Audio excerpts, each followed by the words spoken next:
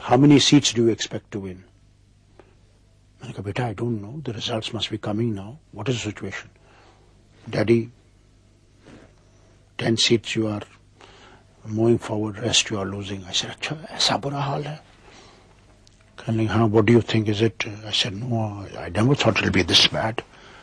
So my assessment was at least 50 seats we'll get. And she said, no Dad, maybe we can go to 15. So when she started going upwards, I was getting a little nervous. I was going to collect my luggage also. So I said, look, for God's sake, tell me the truth. What is the situation? She said, Daddy, you're leading in 46 seats and many more to come as yet. And they think you will go to 2/3 majority. I couldn't believe it. So I said, are you talking now truth or you're talking that just to please me? تو جب میں گھر پہنچا تو مجھے وہ figures پتہ لگنے لگی. تو میں جب سویا تو مجھے سویا نہیں گیا. So I got up in the middle of the night and I started walking in the garden, and this police fellow who was protecting me, he asked me, he said, آپ سوتے کیوں نہیں ہیں؟ I said, بھائی مجھے نیند نہیں آ رہی. He said, why can't you sleep? I said, I'm afraid that if I'm going to have a landslide victory, am I going to be able to deliver goods?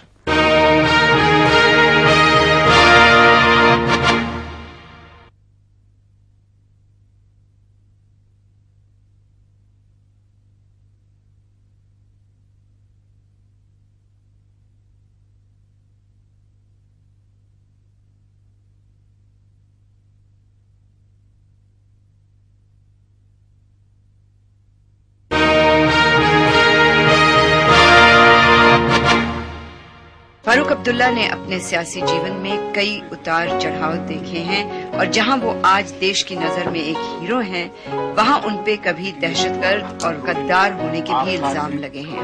کہا جاتا تھا کہ شیخ عبداللہ کی گرفتاری کے بعد وہ JKLF کے ممبر بن گئے تھے، جو آج تک ان تنظیموں میں ہیں جو کشمیر کی آزادی چاہتی ہیں. ایسی بات نہیں. میں 74 میں مجھے انہوں نے بلایا، کیونکہ جو ہے یہاں پہ بھی محاذی رائے شماری ہوا کرتی تھی، پلیبسٹ فرنٹ ہوا کرتا تھا، اور POK میں بھی پلیبسٹ فرنٹ تھا جو وہاں پاکستان کے خلاف لڑتا تھا اور یہ کہتا تھا کہ صاحب کشمیریوں کو اجازت دینی چاہیے اپنا فیوچر ڈیسائیڈ کرنے کے لیے. انہوں نے مجھے بلایا اور کہا کہ بھائی آپ تشریف لائیے اور ہمیں آپ مظفر آباد میں، اور جو POK ہے پاکستان آکوپائڈ کشمیر ہے اس کو آئیے اور دیکھیے، ہم سے بات کیجیے، ہم نے ایک کنونشن رکھا ہے، آپ اس میں بھی شمولیت کیجیے. میں نے کہا میں ضرور آؤں گا، مجھے کوئی اعتراض نہیں، کیونکہ میں تو ڈاکٹر تھا اور مجھے کوئی مشکل نہیں تھی.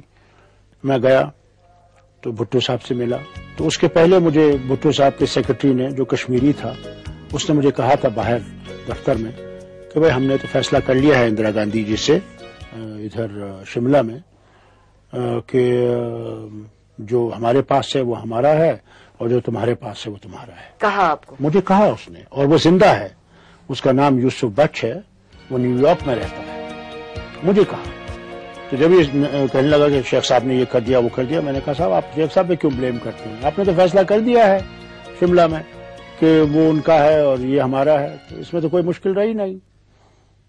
تو اس میں کوئی ٹھنڈے ہو گئے کہ نہیں میں نے کوئی فیصلہ نہیں کرتا، وہ نہیں کرتا، کافی غصے ہو گئے. پھر کہنے لگے کہ شیخ صاحب کہتے ہیں کہ راولپنڈی روڈ کھولو.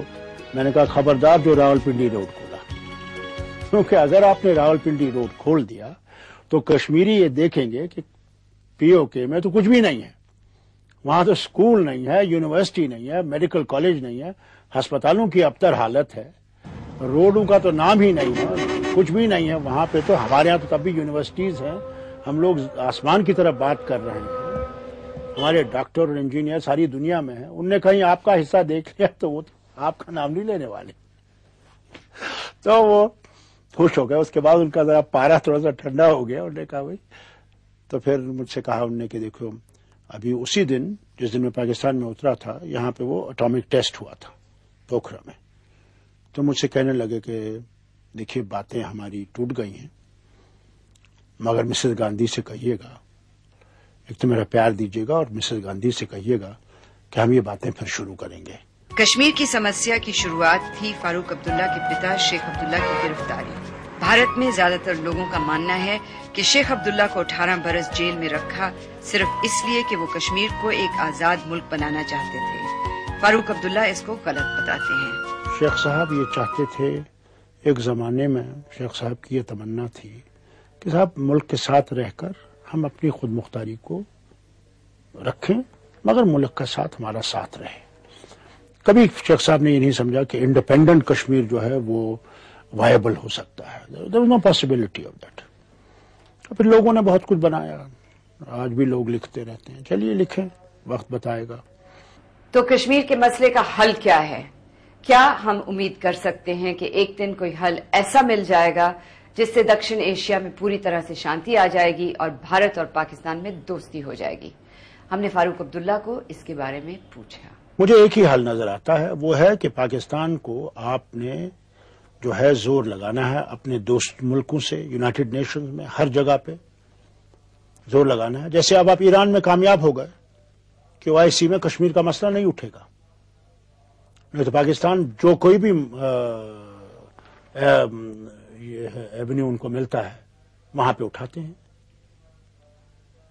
اور امریکہ بھی ان کو بہت مدد کرتا تھا ابھی نہیں کر رہا ہے۔ اب مجھے نہیں معلوم اب کیا حالت رہے گی۔ اب تو انہیں کل بھی پاکستانیوں نے 4 امریکنوں کو کراچی میں مار ڈالا ہے۔ اب مجھے نہیں معلوم کہ ان کا کیا وہ رویہ رہے گا۔ پر آپ کو لگتا ہے کہ تھوڑی سی تبدیلی آئی ہے ان کے رویے ہاں، میں؟ میں سمجھتا ہوں کافی تبدیلی آ گئی ہے۔ پر آخری حل جو کسی نہ کسی وقت ہونا ہے وہ یہی ہے کہ جو ان کا حصہ ہے وہ وہاں رہے گا اور جو ہمارا ہے وہ یہاں رہے گا، صحیح ہے کہ میں نہیں؟ سمجھتا ہوں کہ یہ ایک سولوشن ہے، کئی سولوشن ہو سکتے ہیں، یہ بھی ایک سولوشن ہے جس کو یہ بھی ایک ہے کہ یہ ہی ایک ہے؟ نہیں، یہ بھی سولوشن ہے، ایک فیڈریشن بن سکتی ہے بٹوین دا 2 کنٹریز، سب کچھ ہو سکتا ہے۔ ہندوستان اور پاکستان دوستی کے قدم پہ آ جائیں تو کون سا قدم نہیں اٹھ سکتا۔ فاروق عبداللہ کے جیون میں آج کل ایسے لگتا ہے کہ سیاست کے علاوہ کچھ نہیں ہے، لیکن کسی زمانے میں وہ کافی رنگین مزاج مانے جاتے تھے۔ لوگ کہتے ہیں کہ ڈاکٹر فاروق عبداللہ بدل گئے ہیں، کہ وہ disco chief minister doctor Farooq Abdullah اب نہیں رہے، کیا یہ صحیح ہے؟ جی، یہ صحیح اس لیے ہے کہ میں بوڑھا ہو رہا ہوں، اور نہیں تو میں آج بھی ڈسکو میں جاتا اگر مجھے وقت ہوتا، مگر مجھے وقت ہی نہیں ہے۔ گولف کھیلنے کا مجھے وقت نہیں ملتا، کیونکہ میری صحت کے لیے بہت اچھا ہے۔ آپ کو تو گانے کا بھی بڑا شوق ہوتا تھا؟ ایک زمانے میں ہوتا تھا جب اللہ نے آواز اچھی دی تھی، اب کچھ اب واپس لے لی ہے کیا؟ اب آواز ڈھل گئی ہے تھوڑی سی۔ اور شبانہ اعظمی کو اپنی موٹر سائیکل پہ بھی نہیں لے کے جاتے کہیں؟ جی، میں مادھوری دیکشت کو لے جانا چاہتا ہوں، اگر آپ میری سفارش کریں۔ چیف منسٹر کے ناطے آپ کے خیال میں آپ کی سب سے بڑی اچیومنٹ کیا رہی ہے؟ میری سب سے بڑی اچیومنٹ یہ رہی ہے کہ میں نے یہاں کے لوگوں کو سینس آف بلونگنگ دی ہے۔ اس کا مطلب یہ ہے کہ ان میں ایک جذبہ پیدا ہو گیا ہے کہ اس بربادی سے ہمیں رک جانا ہے جس کی طرف وہ جا رہے تھے۔ اگر آپ ایک چیز کر سکتے جو آپ سب سے اہم سمجھتے، وہ کیا ہوگی؟ میں سمجھتا ہوں سب سے اہم چیز جو میرے لیے ہے وہ ہے کہ میں جو یہ ہمارے ہندو بھائی ہیں انہیں گھر واپس عزت سے لا سکوں، میں سکون سے مر سکوں گا۔